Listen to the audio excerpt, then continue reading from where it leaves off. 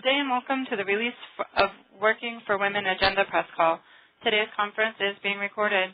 At this time, I would like to turn the conference over to the Executive Director of the Independent Women's Forum, Ms. Sabrina Schaefer. Please go ahead. Thank you. Good morning, everyone. Thank you for joining us. I'm Sabrina Schaefer, Executive Director of the Independent Women's Forum, and I appreciate you calling in on a busy Monday morning. For those of you who aren't already familiar with IWF, we are a 501c3 nonprofit organization whose mission is to improve the lives of Americans by increasing the number of women who value free markets and personal liberty. Now, we all know that women today in America have more opportunities than ever before, but we also know and recognize that significant challenges and hardships persist. Today, millions of American women are jobless.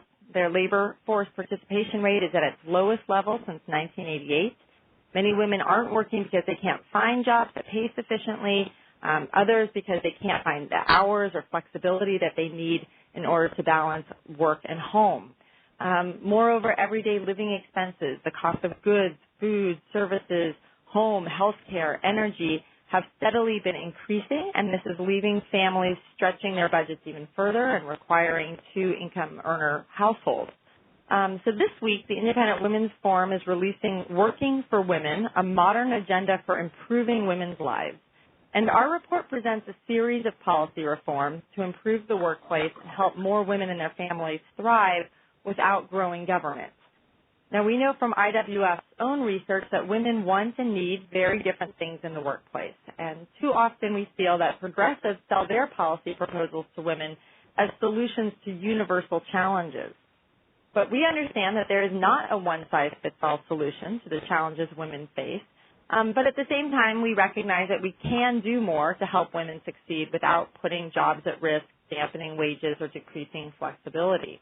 So the full Working for Women report and more information about our supporters and partners in this project will be available tonight at workingforwomenreport.com.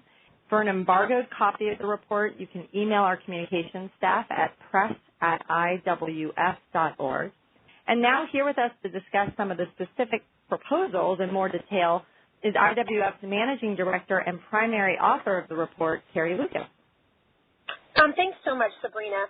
I'm going to go ahead and provide an overview of the major policy recommendations that are within the report. First, I'll start with those that fall under kind of the umbrella of economic opportunity. I think everyone understands that improving women's economic prospects requires that we have a growing, dynamic job market so that there are jobs available for everyone who wants them.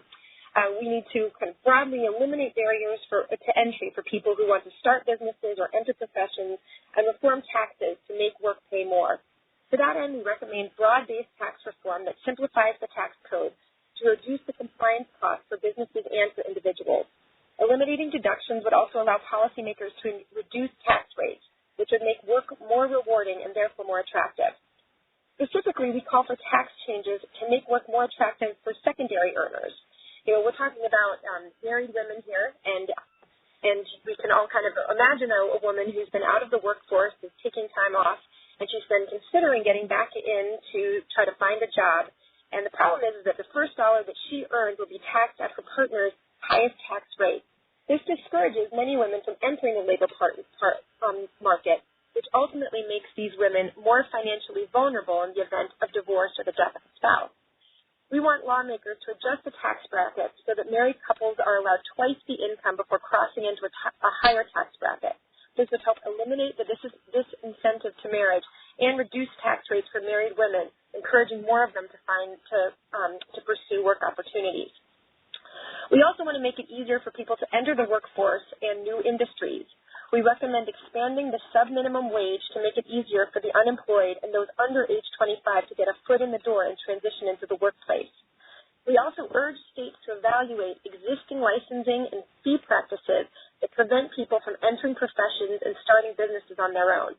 States should eliminate all barriers to entry that fail to advance legitimate public safety or quality concerns. And then in the arena of workplace flexibility, and this is such an important one, we call for the reform of the antiquated Depression-era Fair Labor Standards Act. Rather than going along with the more stringent regulations proposed by the Department of Labor, lawmakers should roll back these unnecessary rules and classifications that hardly apply to our modern world. Specifically, policymakers should reject the current Department of Labor's proposed changes to the, quote, white-collar overtime exemption regulations. Basically, right now, the Department of Labor is trying to drastically expand the number of workers who are subject to overtime rules. As employees are reclassified in overtime, they lose flexibility and may find their work hours reduced and even their earnings reduced, and then lose opportunities for career advancement. At a minimum, the Department of Labor should conduct a more in-depth economic analysis before they revise these regulations to ensure that women are not negatively affected by them. We also encourage lawmakers more broadly to give employees more flexibility.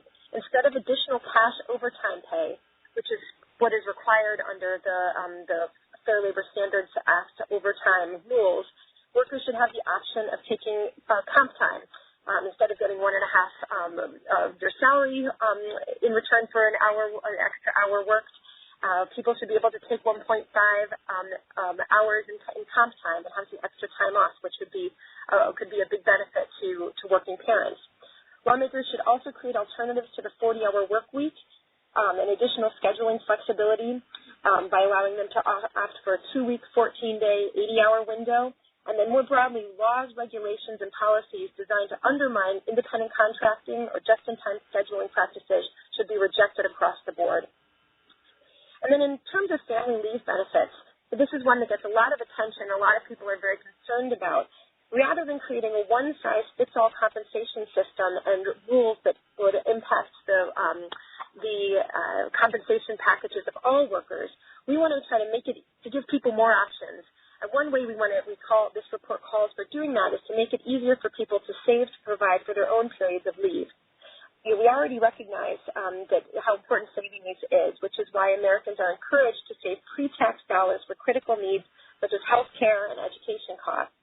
We urge policymakers to create personal care accounts, or PCAs, so that people can save pre-tax dollars that could then be drawn upon to replace or supplement income during periods of leave that are eligible under the Family and Medical Leave Act. Employers should be able to contribute to these accounts as a mechanism for providing paid leave benefits. And additionally, we should welcome nonprofits to accept donations from generous individuals and corporations that can help fund PCAs for lower-income workers who have trouble saving on their own. We also want to expand savings opportunities for expenses related to child care and early education. Currently, Americans are encouraged to save for their children's college education through state tax advantage savings plans, which are called 529. Policymakers should seek to do more to encourage families to also save for early education and child care by expanding the use of these 529s so that those funds can be applied to early education expenses, tutoring, child care, and even for costly school supplies like computers, as well as for college. We also call on policymakers to consolidate existing child-centered tax credits and spending and to use those savings to provide more broad tax relief for parents, particularly to the parents of the youngest children. This would accomplish numerous important policy goals by ending the current government bias against stay-at-home parents and simplifying the tax code. Parents would be better positioned to afford whatever child care arrangement they believe is preferable, whether that's a paid daycare center or keeping a parent at home. It's also worth noting that the analysts have recently released the Mercatus Center recently released a report analyzing daycare regulations, and they found that many fail to improve the quality of care received, but dramatically increase the cost of child care. These regulations can be counterproductive in terms of quality, since they require daycare providers to focus on the quantity of daycare givers rather than the quality of those professionals. State policymakers should relax staff size regulations so that daycare centers can reallocate funds to other priorities, such as attracting and retaining more highly skilled workers and reducing prices for parents. We also want to make it easier for women to save for retirement. As we all know, women on average take more time out of the workforce to care for family members, and as a result, they tend to earn lower wages and miss savings opportunities for multiple years. Current law permits those over age 50 to make larger contributions to IRAs in anticipation of retirement. This report calls for policymakers to also allow catch-up contributions to IRAs and 401k accounts for workers who miss the opportunity to save in 1 year, whether that's due to unemployment or time taken off to care for children or other family members. This would move away from a system that penalizes caregivers and helps people save more so they can be their own safety net for retirement. We also discuss in the report the challenges that Social Security faces, including significant financial challenges due to a growing aging population. The report calls on policymakers to make timely changes to Social Security so that it is more financially sound and sustainable, and to ensure it accomplishes its most important goal of serving as a safety net for those who need it most. Finally, in the report, we discuss the very important principle of equal pay for equal work.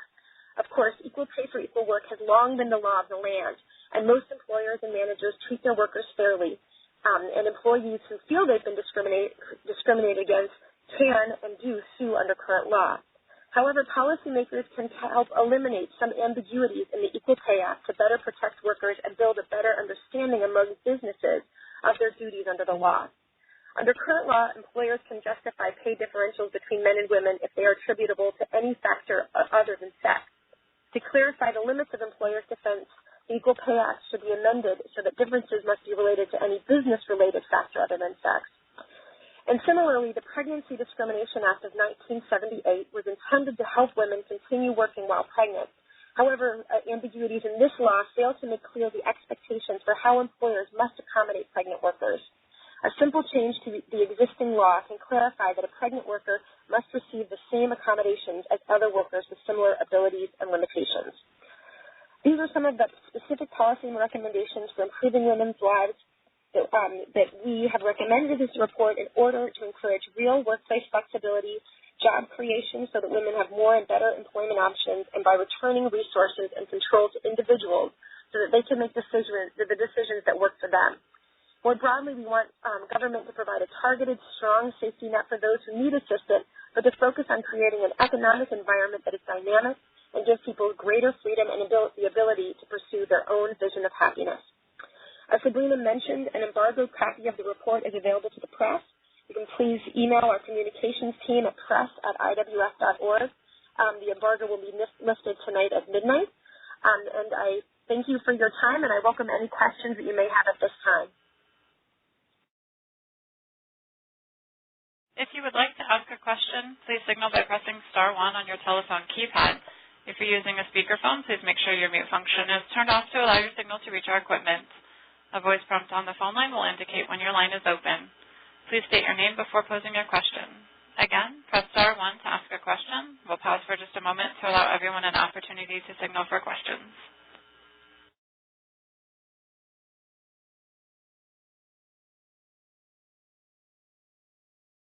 And as a reminder, to *1 for questions.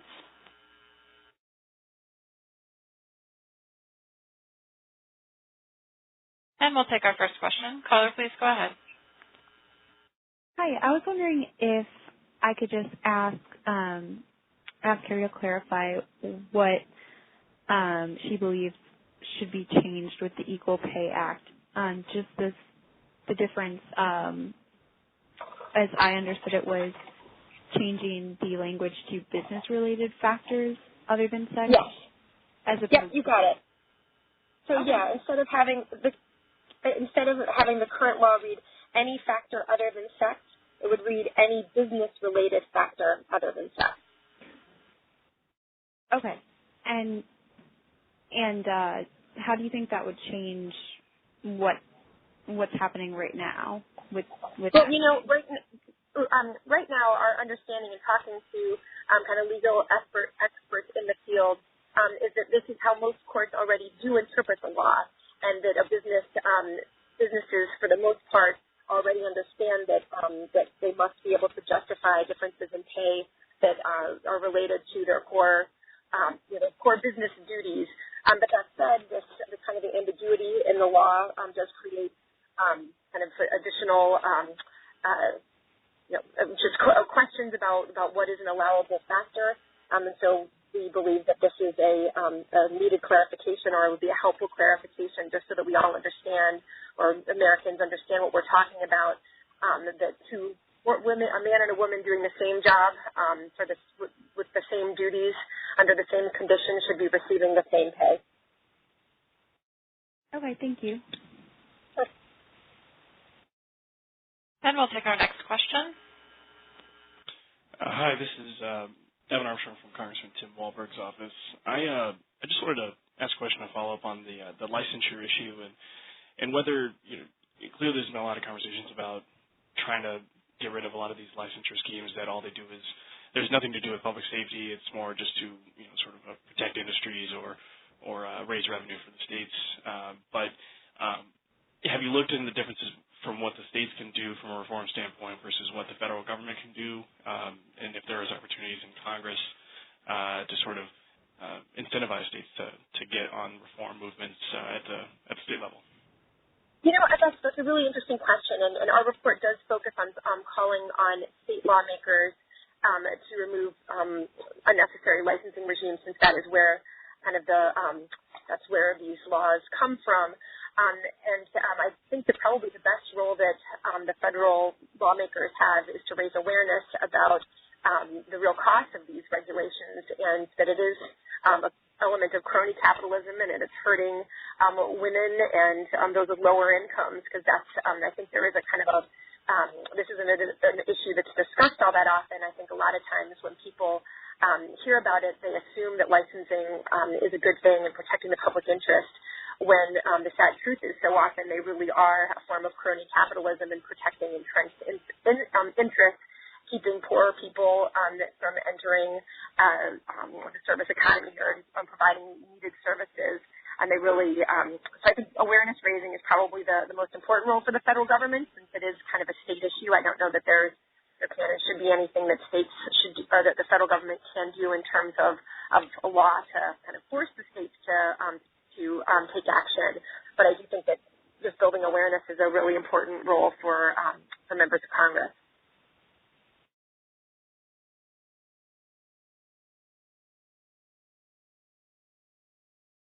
And as a reminder, to star one if you'd like to ask a question.